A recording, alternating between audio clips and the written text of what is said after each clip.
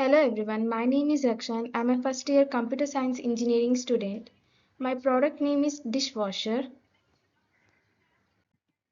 My company name is Home Appliances and company logo is given below. Feedback collected during empathy.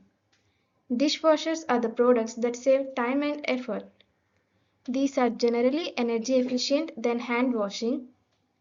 It provides hygienic cleaning results. It helps reducing more water consumption. Define and ideate.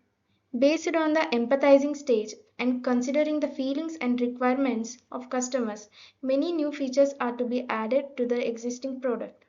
Features to be added. Dishwashers with Wi-Fi connectivity can be controlled remotely using a smartphone. Warms cold dishes, that is plate warmer.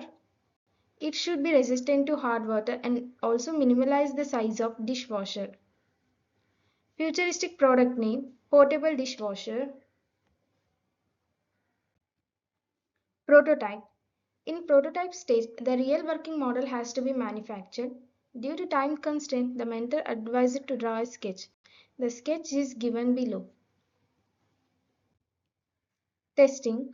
I request the viewers of this presentation video to comment your opinion to satisfy the testing stage. Thank you.